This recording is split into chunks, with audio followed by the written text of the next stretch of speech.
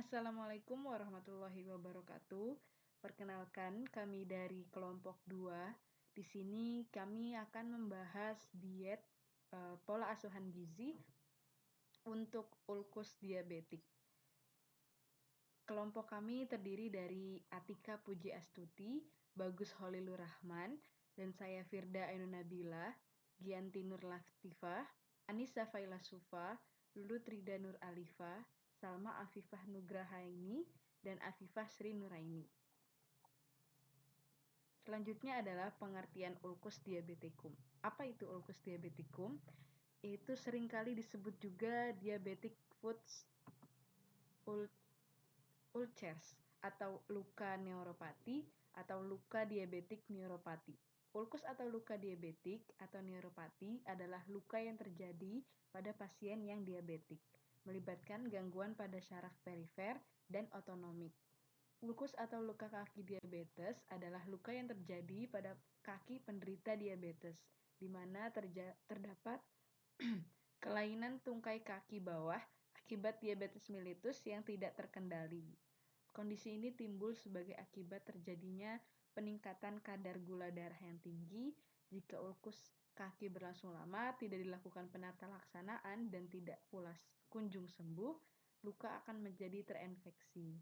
Ulkus kaki, infeksi, neuroartropati, dan penyakit arteri perifer sering mengakibatkan gangren dan amputasi ekstremitas bagian bawah. Selanjutnya adalah gejala ulkus diabetikum yang berhubungan dengan gizi. Yang pertama itu sering kesemutan. Yang kedua, nyeri pada kaki saat istirahat. Yang ketiga, sensasi rasa yang berkurang.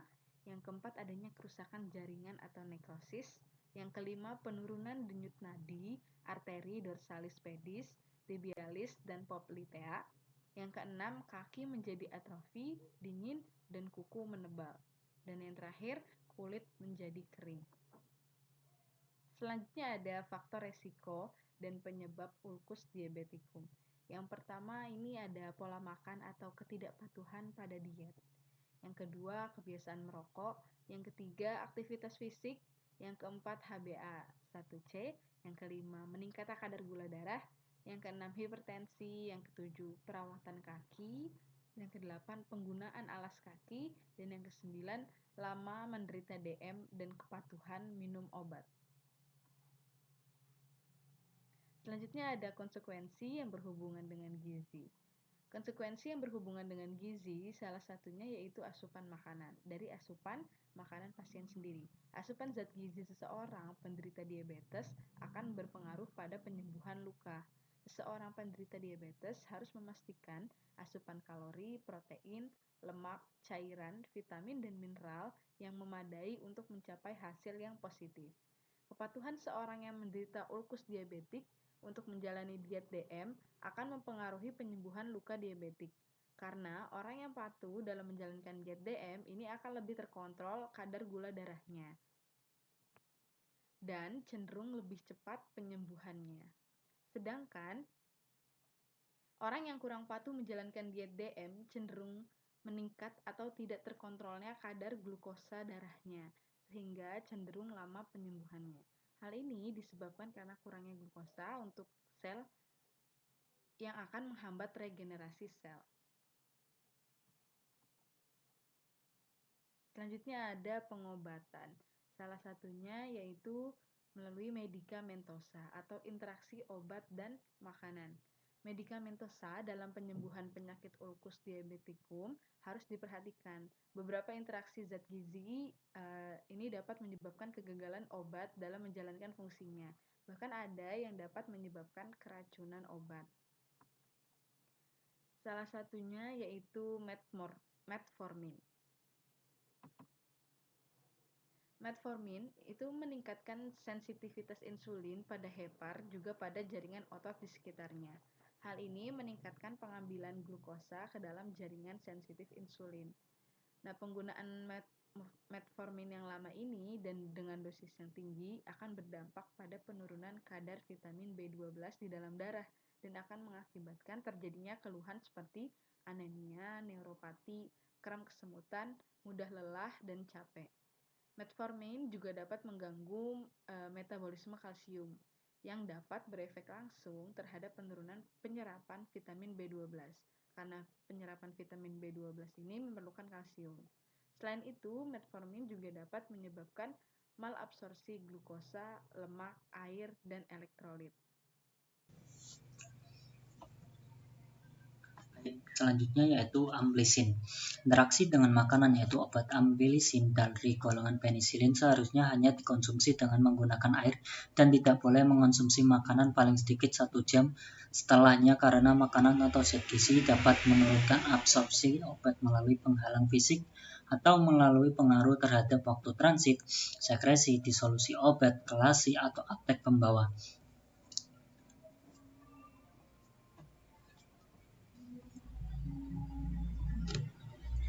Selanjutnya yaitu gentamisin. Gentamisin adalah obat dari golongan aminoglikosida. Gentamisin adalah salah satu obat antibiotik. Interaksinya dengan makanan yaitu obat gentamisin dapat menekan nafsu makan. Efek dari penggunaan obat gentamisin pada asupan zat gizi tersebut menyebabkan penggunaan obat gentamisin pada penderita ulkus diabetikum harus diperhatikan karena dapat memengaruhi status gizi. Selanjutnya yaitu ciprofloxacin. Ciprofloxacin adalah obat dari golongan quinolon. Interaksi dengan makanan yaitu obat ciprofloxacin harus dikonsumsi secara terpisah atau setelah beberapa jam dengan makanan yang mengandung magnesium, kalsium, dan aluminium. Makanan atau zat gizi tersebut dapat memengaruhi absorpsi obat melalui penghalang fisik atau melalui pengaruh terhadap waktu transit, sekresi, disolusi obat, kelasi, dan atau aptek pembawa. Lalu selanjutnya yaitu levofloxacin. Levofloxacin adalah obat dari golongan quinolon. Levofloxacin akan memiliki efek yang cukup kuat jika dikonsumsi makanan yang mengandung mineral tertentu seperti kalsium, zat besi, dan magnesium karena dapat menghambat absorpsi zat gizi tersebut.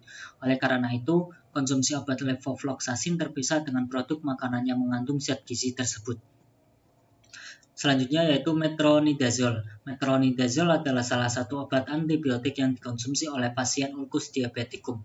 Selama penggunaan obat metronidazole, hindari alkohol dan makanan yang mengandung alkohol selama paling tidak 5 hari setelah pengobatan, karena dapat menimbulkan reaksi seperti disulfiram. Hindari makanan panas dan pedas, makan porsi kecil tapi sering untuk mencegah anoreksia. Minum obat metronidazole harus bersama makanan untuk mengurangi gangguan lambung. Selanjutnya yaitu clindamycin.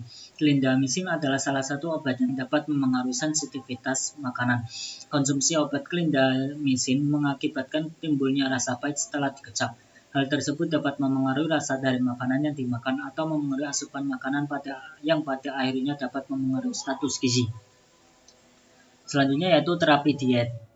Hampir sama dengan diet diabetes mellitus pada umumnya, penderita penyakit ulkus diabetikum diberikan terapi diet dengan komposisi yaitu protein 15-20%, lemak 20-30%, dan karbohidrat 50-55%. Diet tinggi protein, diet tinggi asam folat, tinggi vitamin B12, tinggi vitamin B6, rendah kolesterol, dan tinggi serat untuk membantu penyembuhan luka pada penyakit ulkus diabetikum.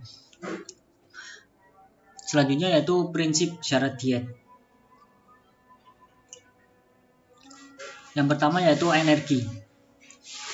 Memperhitungkan kebutuhan kalori basal yang besarnya 25 kilokalori per kilogram berat badan pada perempuan dan 30 kilokalori per kilogram berat badan per hari pada laki-laki.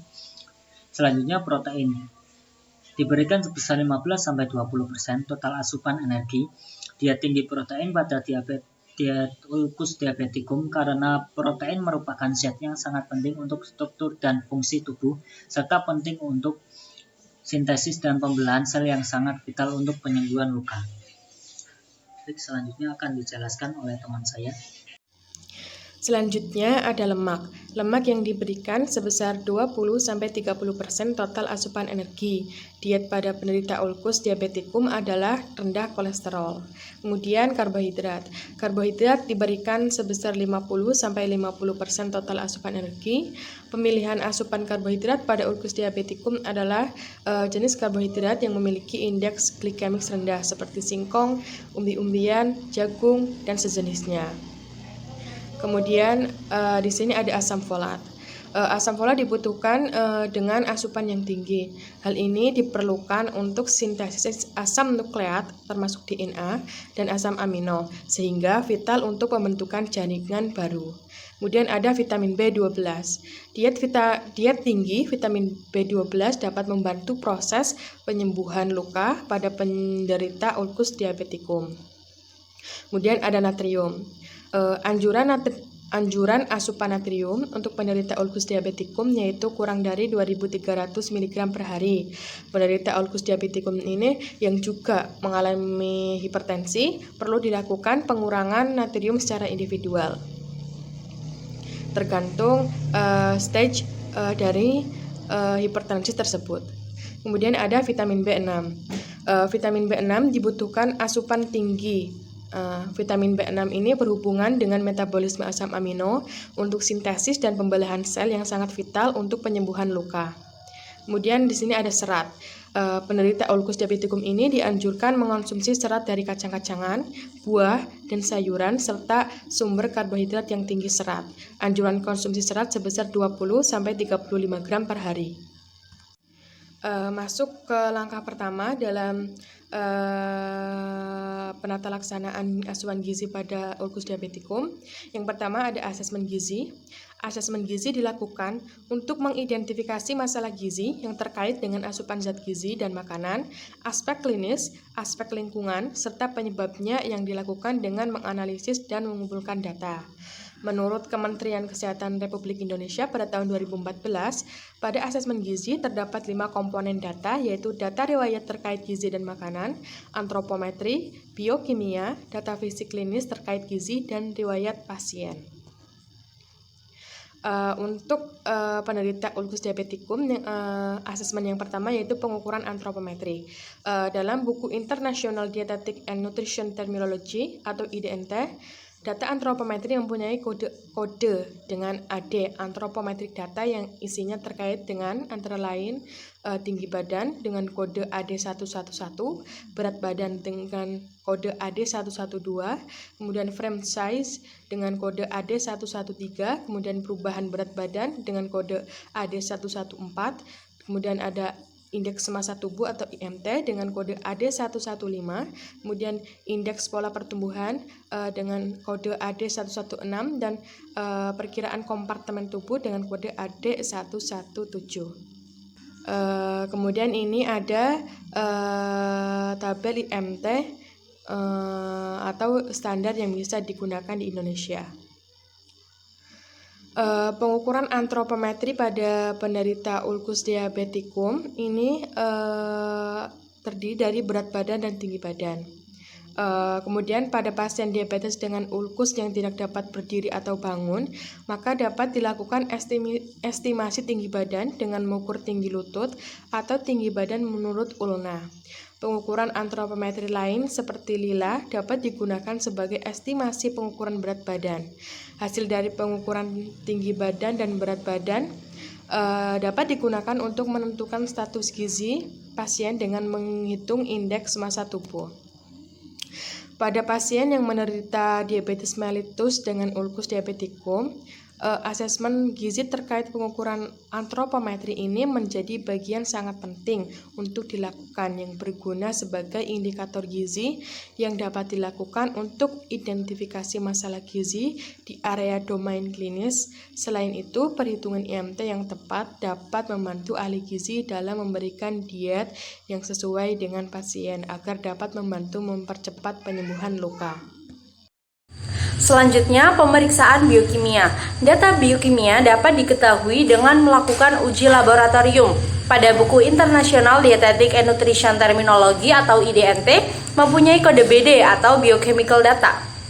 Pada penderita ulkus diabetikum, data biokimia yang digunakan sama dengan penderita diabetes pada umumnya, yaitu meliputi kadar glukosa darah puasa, glukosa darah sewaktu, pemeriksaan glukosa darah 2 jam setelah tes toleransi glukosa oral atau TTGO, pemeriksaan HbA1c, pemeriksaan profil lipid meliputi HDL, LDL, dan kolesterol, kadar keton dalam urin dan plasma, kadar ureum, kadar kreatinin darah, dan profil elektrolit, kalium, natrium, klorida, kalsium, dan magnesium.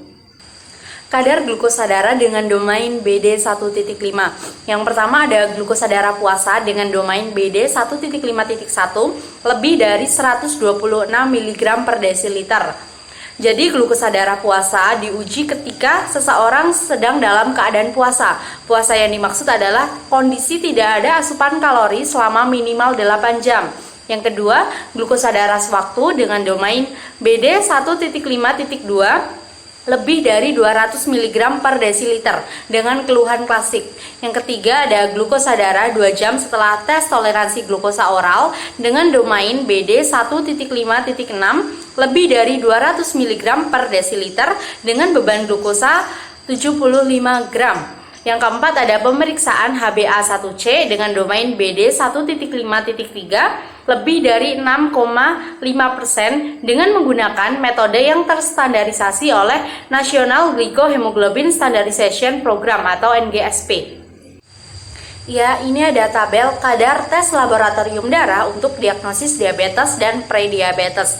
Untuk kategori diabetes, ketika nilai HbA1c lebih dari 6,5%, nilai GDP lebih dari 126 mg per desiliter, dan nilai glukosa darah 2 jam setelah TTGO lebih dari 200 mg per desiliter. Untuk kategori prediabetes, ketika nilai HbA1c 5,7 sampai 6,4%, nilai GDP sebesar 100 sampai 125 mg per desiliter, dan nilai glukosa darah 2 jam setelah TTGO sebesar 140 sampai 199 mg per desiliter. Untuk kategori normal, ketika nilai HbA1c kurang dari 5,7%, nilai GDP sebesar 70 sampai 99 mg per desiliter, dan nilai glukosa darah 2 jam setelah TTGO sebesar 70 sampai 139 mg per desiliter. Selanjutnya ada beberapa nilai laboratorium. Pemeriksaan HDL dengan domain BD 1.7.2 nilai normalnya 35 sampai 55 mg per desiliter. Pemeriksaan HDL dengan domain BD 1.7.3 nilai normalnya kurang dari 130 mg per desiliter. Pemeriksaan total kolesterol dengan domain BD 1.7.5 nilai normalnya kurang dari 200 mg per desiliter. Ada pemeriksaan ureum dengan domain BD 1.2.1 nilai normalnya 10 sampai 50 mg per desiliter. Ada pemeriksaan kreatinin dengan domain BD 1.2.2 nilai normalnya kurang dari 1,5 mg per desiliter. Pemeriksaan kalium nilai normalnya 3,5 sampai 5 mili ekuivalen per liter. Pemeriksaan natrium nilai normalnya 135 sampai 145 mili ekuivalen per liter. Pemeriksaan klorida dengan domain BD 1.2.6 nilai normalnya 95 sampai 105 mili ekuivalen per liter, dan pemeriksaan kalsium dengan domain BD 1.2.9 nilai normalnya 9 sampai 11 mili ekuivalen per liter. Selanjutnya pemeriksaan fisik atau klinis. Pada pasien penderita diabetes mellitus dengan ulkus diabeticum, data fisik dan klinis dapat memberikan gambaran terkait dengan masalah gizi pada pasien tersebut. Data fisik dan klinis yang sering dikumpulkan adalah penampilan keseluruhan, sistem jantung paru, sistem pencernaan, adanya edema, ekstremitas, keadaan gigi, kondisi menelan, dan tanda-tanda vital. Tanda-tanda vital terdiri dari beberapa kategori, antara lain: pertama, suhu tubuh. Suhu tubuh normal manusia berkisar antara 36,1 sampai 37,2 derajat Celcius. Rata-rata suhu normal tubuh adalah 37 derajat Celcius. Yang kedua, nadi. Kecepatan nadi adalah jumlah denyut jantung yang terjadi dalam 1 menit. Apabila kecepatan nadi di atas 100 kali per menit, maka dapat disebut dengan takikardia. Sedangkan brakikardia adalah suatu keadaan di mana kecepatan nadi kurang dari 60 kali per menit. Kecepatan 60 kali per menit dapat dikatakan normal pada orang tidur. Yang ketiga, respiratory rate. Kecepatan respirasi pada orang dewasa normal yaitu sekitar 12-20 kali per menit. Tachypnea adalah kondisi di mana respiratory rate meningkat lebih dari 20 kali per menit. Dan bradypnea adalah kondisi di mana respiratory rate turun kurang dari 12 kali per menit. Yang keempat ada tekanan darah. Berdasarkan panduan dari National Heart, Lung and Blood Institute atau NHLBI, tekanan darah di bawah 120/80 mmHg dikategorikan sebagai tekanan darah normal dan tekanan darah di atas 120/80 mmHg dikategorikan sebagai prehipertensi. Yang kelima, klasifikasi diabetes mellitus dengan ulkus. Klasifikasi diabetes mellitus dengan ulkus dapat dilakukan menggunakan kriteria Wagner. Derajat 0, karakteristiknya kulit kaki intak dapat disertai dengan deformitas atau selulitis. Derajat 1, karakteristiknya ulkus superficial pada kulit dan jaringan subkutan. Derajat 2, karakteristiknya ulkus meluas ke ligamen, tendon, kapsul sendi, atau fascia dalam tanpa adanya abses atau osteomielitis. Derajat 3, karakteristiknya ulkus dalam dengan osteomielitis atau abses. Derajat 4, karakteristiknya gangren pada sebagian kaki bagian depan atau tumit. Dan derajat 5, karakteristiknya gangren ekstensif yang melingkupi seluruh kaki.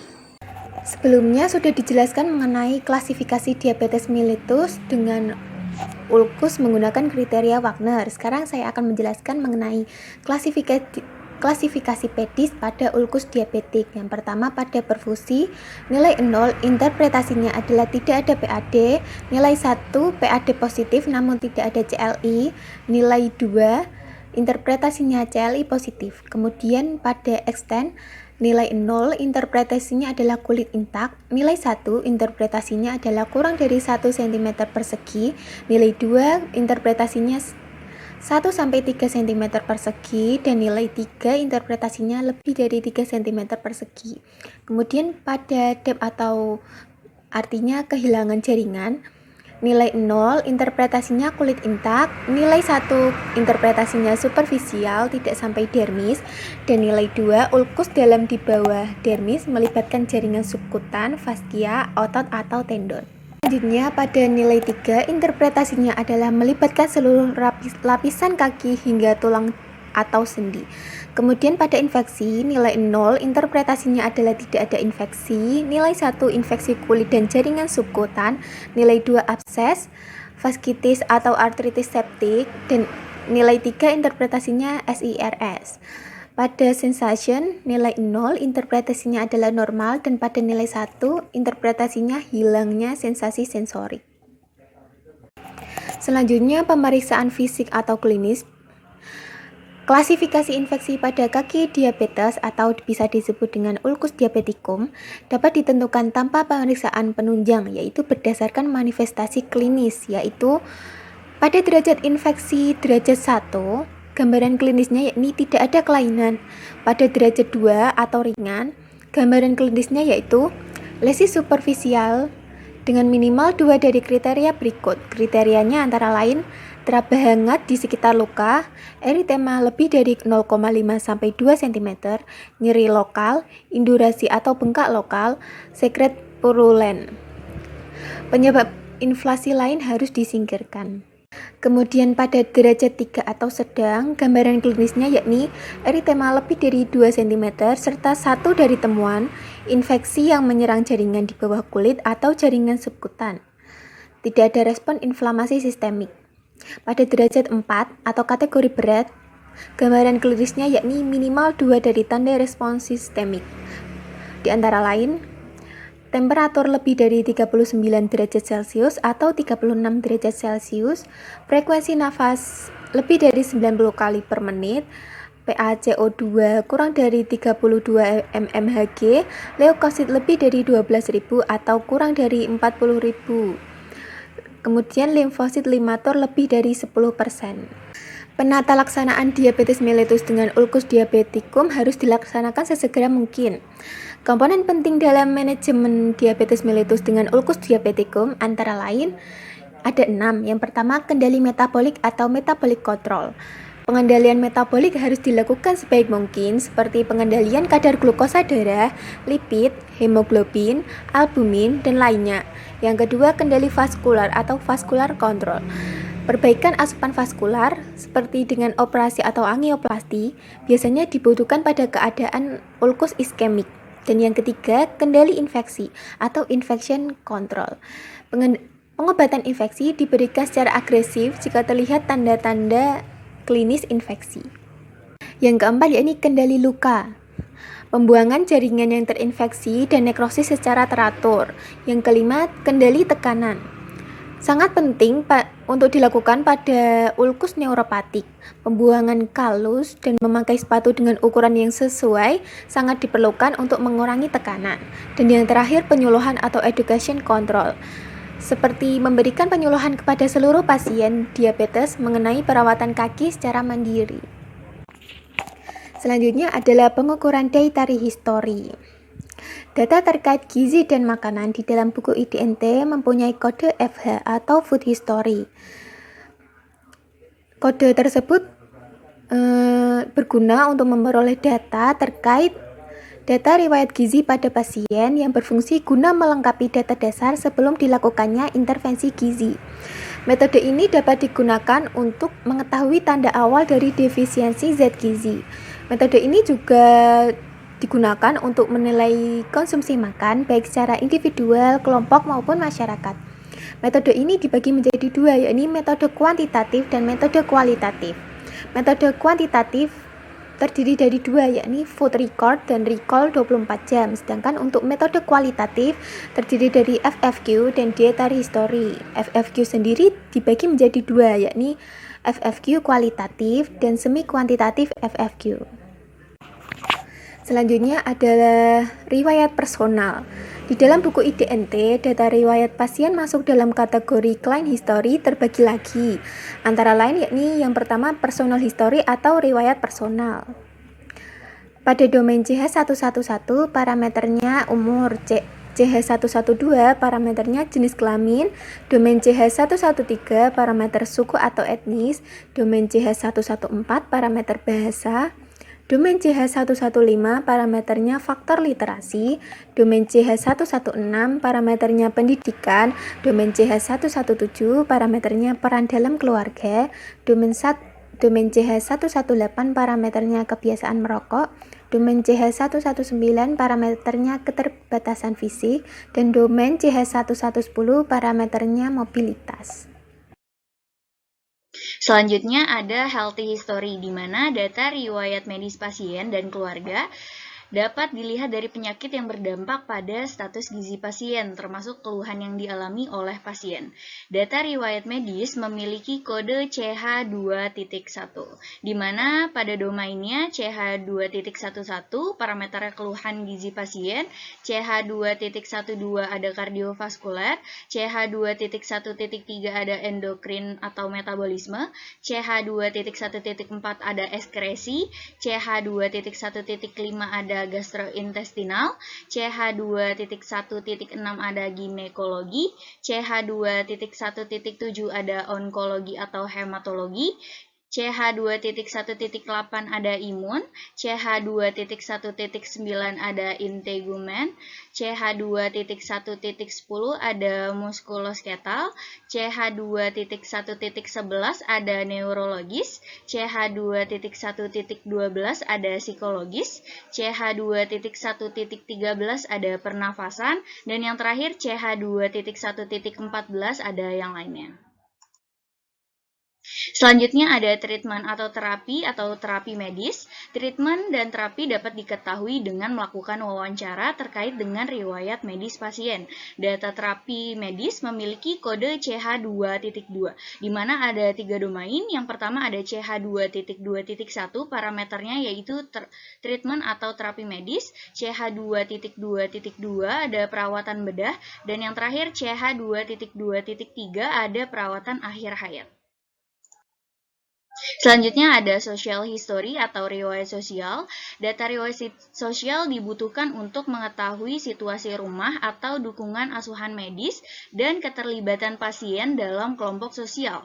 Data riwayat sosial memiliki kode CH3.1. Domain CH3.1.1 parameternya ada faktor sosial ekonomi, CH3.1.2 ada tempat tinggal, CH3.1.3 ada masalah domestik, CH3.1.4 ada dukungan sosial dan medis, CH3.1.5 ada lokasi geografi rumah, CH3.1.6 ada pekerjaan, CH3.1.7 ada agama atau kepercayaan, CH3.1.8 ada riwayat krisis, yang terakhir CH3.1.9 ada tingkat stres.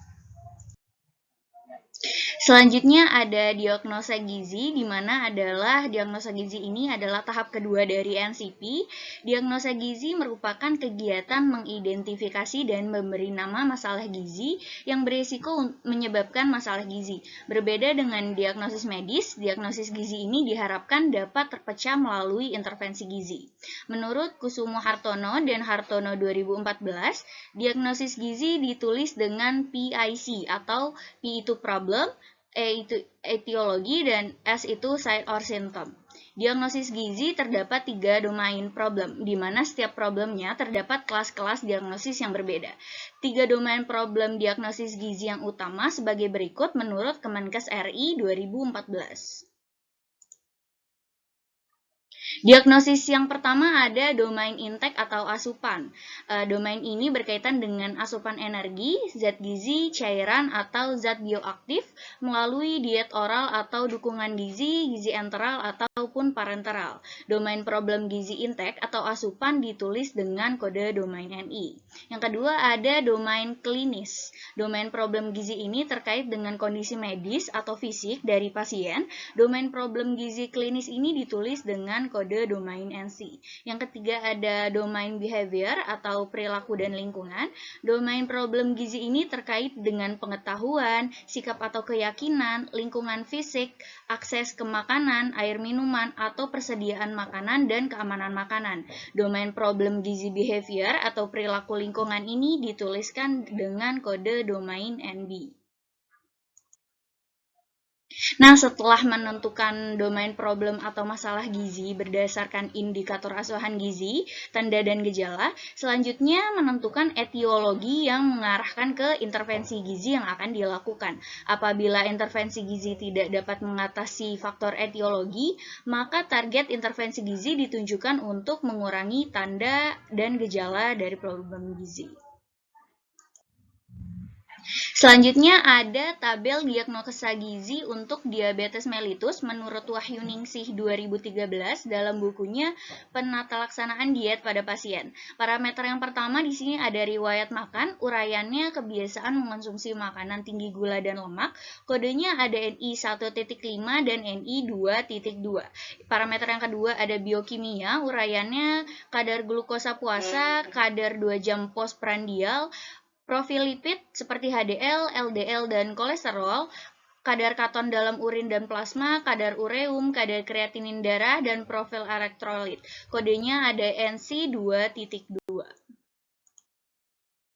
Parameter yang selanjutnya ada antropometri, uraiannya berat badan berlebih atau riwayat tanda-tanda obesitas, kodenya NC 3.3. Selanjutnya parameternya pemeriksaan fisik klinis, uraiannya pengukuran tekanan darah, suhu, nadi, dan respirasi, kodenya NC 2.2.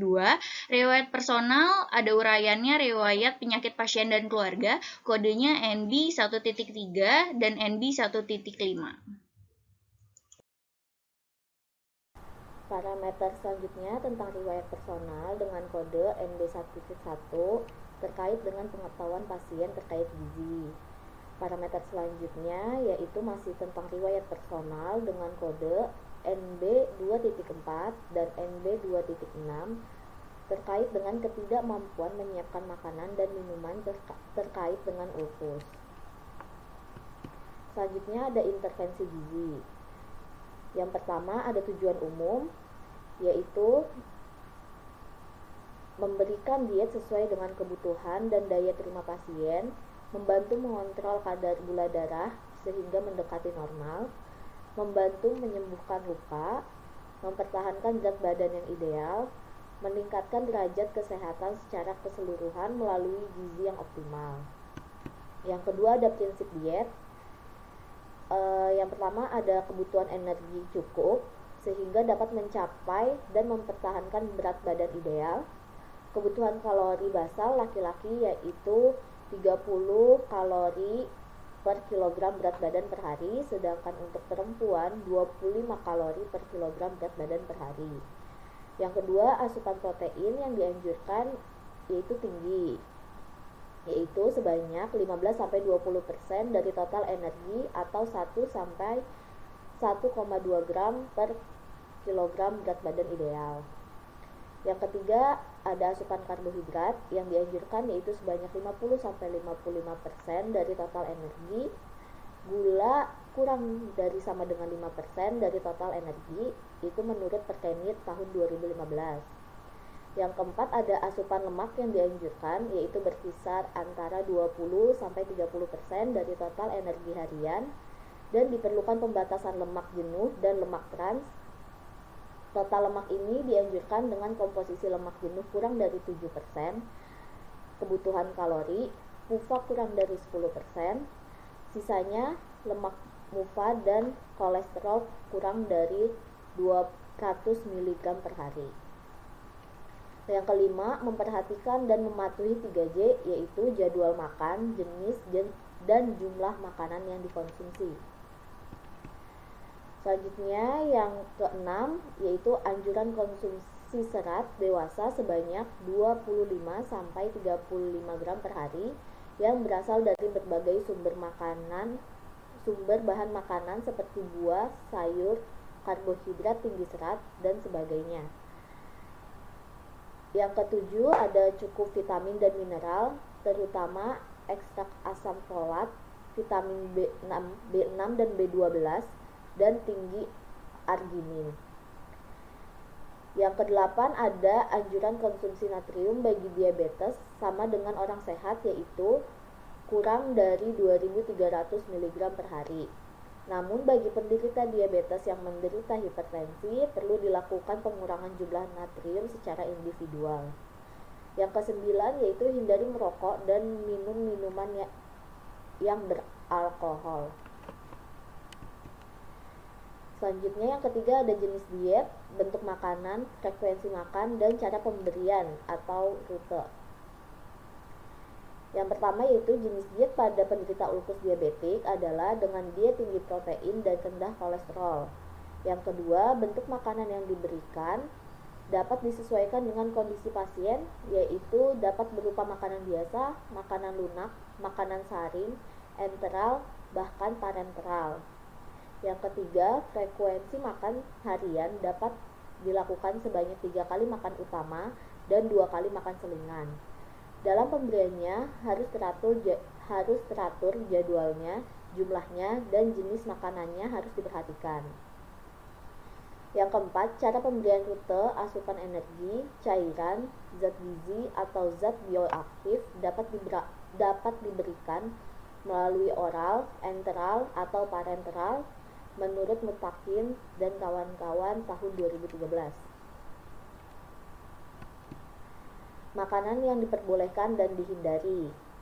Untuk sumber karbohidrat dan gula, makanan yang diperbolehkan yaitu karbohidrat kompleks seperti singkong, roti, mie, beras merah, dan lain-lain. Pemanis alternatif dapat digunakan sebagai pengganti gula asalkan dalam konsumsinya tidak melebihi batas aman konsumsi harian. Pemanis alternatif dibagi menjadi dua, yaitu pemanis tidak berkalori, yaitu aspartam dan sakarin, dan pemanis berkalori seperti gula alkohol dan fruktosa buah. Untuk karbohidrat dan gula, makanan yang tidak dianjurkan yaitu makanan yang mengandung karbohidrat sederhana seperti gula, madu, susu kental manis, dan es krim. Pemanis fruktosa sintesis tidak dianjurkan pada penderita diabetes karena dapat meningkatkan kadar LDL. Selanjutnya, makanan yang diperbolehkan dan tidak diperbolehkan dari sumber protein yaitu makanan yang diperbolehkan, protein rendah lemak seperti ikan, ayam filet, tempe, tahu, susu skim, dan kacang-kacangan. Sedangkan untuk makanan yang tidak diperbolehkan yaitu sumber protein tinggi yang mengandung kolesterol seperti jeroan dan otak. Untuk sumber lemak, makanan yang diperbolehkan adalah makanan yang diolah dengan cara ditumis, disetup, dikukus, dipanggang, direbus, dan dibakar. Boleh diberikan tapi dalam jumlah terbatas. Yang tidak dianjurkan yaitu sumber makanan lemak jenuh dan lemak trans seperti daging berlemak, susu full cream, dan makanan siap saji serta gorengan. Lalu untuk sumber sayur dan buah, makanan yang diperbolehkan yaitu mengonsumsi sayur dan buah yang cukup. Makanan yang tidak dianjurkan itu tidak ada untuk untuk sumber makanan dari sayur dan buah. Untuk sumber mineral dan vitamin, makanan yang diperbolehkan yaitu jika diperlukan suplemen vitamin B6 dan B12, dan tidak dianjurkan yaitu sumber natrium seperti soda, garam dapur, vetsin, dan bahan pengawet. Selanjutnya ada konseling gizi. Untuk tema yang digunakan dalam konseling gizi untuk ulkus diabetikum yaitu diet tinggi protein dan rendah karbohidrat. Sasarannya yaitu pasien dan keluarga pasien. Durasi yang dilakukan untuk konseling gizi yaitu selama 30-60 menit. Tempat dan waktu konseling gizi dapat dilakukan di rumah sakit atau klinik gizi. Metode yang digunakan dalam konseling gizi yaitu sebaiknya melibatkan interaksi pasien seperti diskusi, wawancara, dan kuesioner. Alat peraga atau instrumen yang dapat digunakan untuk konseling gizi yaitu seperti leaflet diet ulkus diabetik, food model, dan daftar bahan makanan penukar. Sementara untuk tanggal pelaksanaan konseling disesuaikan dengan kesepakatan bersama pasien. Materi-materi yang diberikan saat konseling diantaranya pengertian diet tinggi protein dan rendah karbohidrat, menjelaskan peran makanan dalam proses penyembuhan, menjelaskan pentingnya peraturan 3J, yaitu jumlah, jenis, dan jam makan pasien, karena berhubungan dengan diabetes. Menjelaskan pemilihan karbohidrat kompleks dan serat serta mengurangi karbohidrat sederhana. Bantu dalam pemilihan sumber protein, terutama yang berperan dalam penyembuhan luka. Dan yang terakhir, contoh pengaturan makanan sesuai dengan daya terima pasien. Strategi dari konseling gizi yaitu dapat menggunakan strategi stage of change model dan family therapy karena dalam merubah pola hidup pasien menjadi lebih baik sangat membutuhkan bantuan keluarga pasien agar pasien lekas memperoleh kesembuhan. Selanjutnya adalah monitoring dan evaluasi. Monitoring gizi merupakan kegiatan mengukur parameter-parameter yang menunjukkan keberhasilan dari suatu intervensi gizi. Evaluasi gizi merupakan kegiatan membandingkan ketercapaian dari setiap parameter gizi yang didapatkan dengan status gizi sebelumnya, tujuan intervensi atau standar referensi yang sudah ada. Nah, tujuan dari kegiatan ini adalah untuk mengetahui kemajuan pasien dan apakah tujuan atau hasil yang diharapkan telah tercapai. Hasil asuhan gizi sebaiknya menunjukkan adanya perubahan perilaku dan atau status gizi yang lebih baik sesuai dengan Kementerian Kesehatan RI tahun 2014. Dalam monitoring dan evaluasi, hal-hal yang perlu dilakukan yaitu yang pertama, data antropometri. yaitu mengukur berat badan sebelum dan sesudah dilakukan diet dan mengecek indeks massa tubuh atau IMT. Yang kedua, asupan makan. Melihat kesesuaian asupan makanan, yaitu meliputi kalori, energi, lemak, natrium, kalium, dan cairan terhadap kebutuhan tiap harinya. Monitoring dan evaluasi asupan makanan dilakukan dengan menggunakan Visual Comstock. Metode ini dilakukan karena mudah dan tidak mahal, serta tidak membutuhkan banyak waktu. Ketiga adalah data laboratorium, yaitu mengukur kadar gula darah, baik itu kadar gula darah puasa, kadar gula darah 2 jam PP, kadar gula darah sewaktu, dan yang lainnya seperti kolesterol LDL, kolesterol HDL, HbA1c, serta trigliserid. Yang keempat, ada data klinis, yaitu mengukur tekanan darah, sistolik dan diastolik, suhu, nadi, respirasi, dan disesuaikan dengan standar yang normal. Berdasarkan Perkeni tahun 2015, dalam konsensus pengelolaan dan pencegahan diabetes mellitus tipe 2, menetapkan bahwa sasaran atau target pengendalian diabetes mellitus yang dapat menjadi acuan kriteria keberhasilan pengendalian diabetes mellitus diantaranya ada beberapa parameter. Diantaranya adalah IMT atau indeks massa tubuh, yaitu 18,5 sampai 23 kg per meter kuadrat. Parameter selanjutnya adalah tekanan darah sistolik, yaitu kurang dari 140 mmHg, dan untuk tekanan darah diastoliknya itu kurang dari 90 mmHg. Untuk glukosa darah prepandial kapiler itu 80 sampai 130 mg per dl. Sementara glukosa darah 1 sampai 2 jam PP kapiler kurang dari 180 mg per dl. Untuk HbA1c itu kurang dari 7%. Untuk parameter kolesterol yaitu LDL atau low density lipoprotein itu kurang dari 100 mg per dl. Nah, apabila pasien memiliki resiko kardiovaskuler yang sangat tinggi, maka standarnya diturunkan menjadi kurang dari 70 mg per dl. Untuk kolesterol HDL atau high density lipoprotein, untuk laki-laki lebih dari 40 mg per dl, sementara pada perempuan lebih dari 50 mg per dl. Untuk trigliserid adalah lebih dari 150 mg per dl. Apabila dalam kegiatan monitoring dan evaluasi ini terdapat data-data yang tidak berubah atau masih sama dengan sebelumnya, maka akan dilakukan perencanaan ulang. Namun, apabila terdapat perubahan-perubahan parameter menjadi normal, maka intervensi dapat diteruskan atau dihentikan dan tetap melakukan monitoring pada pasien supaya pasien dan keluarga dapat mempertahankan kesehatan yang semakin meningkat dan lebih baik. Terkait pemahaman tentang makanan yang dianjurkan dan makanan yang dilarang untuk pasien itu harus tetap dipertahankan, terutama tentang pengaturan jumlah asupan makanan, pengaturan jadwal makanan, dan pemilihan jenis makanan harus selalu dipertahankan. Serta pemberian motivasi untuk pasien dan keluarga harus tetap diberikan karena itu akan menunjang kesembuhan dari pasien. Sekian presentasi dari kelompok kami, yaitu membahas tentang ulkus diabetik. Mohon maaf apabila banyak kekurangan. Wassalamualaikum warahmatullahi wabarakatuh.